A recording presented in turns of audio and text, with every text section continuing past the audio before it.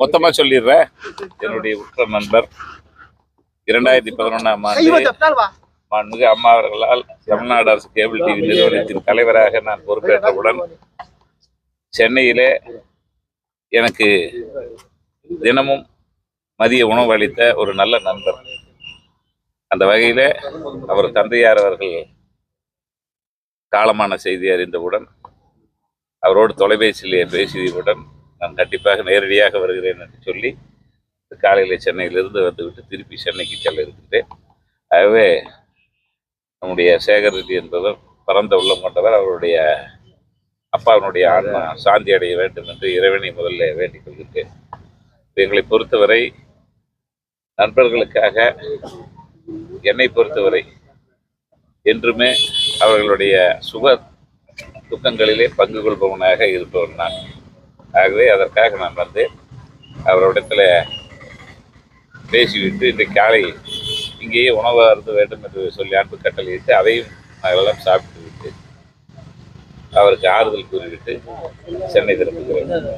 Okay sir, Tamil Nadu அரசு cable TV நீங்க 3 லெவல்ல இருக்கு. உங்க பேர்ல நிறைய சட்டம் பாஸ் பண்ணீங்க. இப்போ என்ன அதை பத்தி?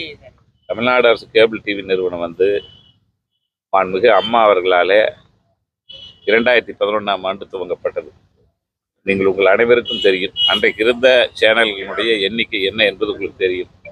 ஒரு மொனாப்பலியாக சேனல்களை நடத்தி வந்த நிலையை மாற்றி சுதந்திரமாக இன்னைக்கு இவ்வளவு மைக் இருக்குதுன்னு கேட்டிங்கன்னா அது காரணம் மாண்புமிகு அம்மா அவர்கள்.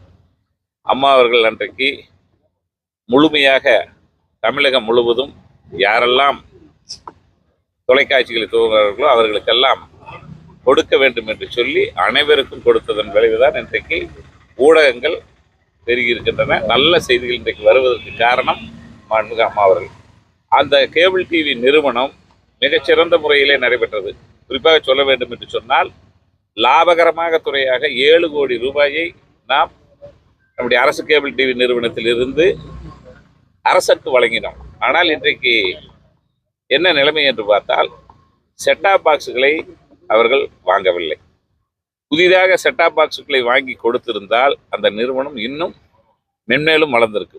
ஆகவே என்னுடைய அரசியலுக்கு அப்பாற்பட்டு நான் சொல்வதெல்லாம் இந்த நிறுவனம் மாண்புமிகு அம்மா அவர்களாலே கஷ்டப்பட்டு துவக்கப்பட்டது. இதற்கு லைசன்ஸ் என்று பார்த்தீர்களானால் அன்றைய வீட்டு வசதி மற்றும் செய்தித்துறை அமைச்சராக இருந்த நம்முடைய துணை ஜனாதிபதி வெங்கையா நாயுடு அவர்கள் அம்மா அவர்கள் மறைவுக்கு பிறகு மாண்புமிகு முதலமைச்சர் அண்ணன் எடப்பாடியார் அவர்கள் டெல்லிக்கு செல்கின்ற பொழுது நானும் அவரோடு சென்று இந்தியாவில் எந்த மாநிலத்திலும் இல்லாத வகையில் டிஜிட்டல் லைசன்ஸ் பெற்ற ஒரே நிறுவனம் தமிழ்நாடு அரசு கேபிள் டிவி நிறுவனம். அது அரசு நிறுவனம். இந்தியா முழுவதிலே நாம் தான் பெற்றோம். இன்றைக்கு அந்த நிறுவனம் நலிவடைந்திருக்கிறது என்று சொன்னால் அதனுடைய நிர்வாக சீர்கேடு தான் என்பதை நான் முதலில் தெரிவித்துக் கொள்கின்றேன்.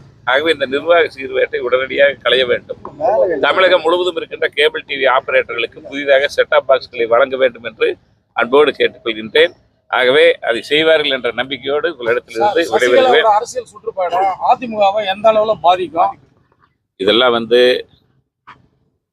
தலைமை கழகத்தில் இருக்கின்ற முக்கியவர்கள் பேசுகின்ற பேச்சு. நாங்கள் எல்லாம் 2ஆம் கட்டமாக இருப்பவர்கள் நல்ல மாவட்ட செயலாளர் இருக்கும். ஆகவே இது குறித்தெல்லாம் நான் சொல்லக்கூடாது. சட்டம் ஒழுங்கு பற்றி தான் எங்களுடைய எதிர்க்கட்சி தலைவர் தினமும் அறிக்கை கொடுத்துக் கொண்டிருக்கின்றார். என்ன நடப்பது என்பதை முழுமையாக அறிக்கை கொடுத்துக் கொண்டிருக்கின்றார். சட்டம் ஒழுங்கு எப்படி சீர்கெட்டிருக்கிறது?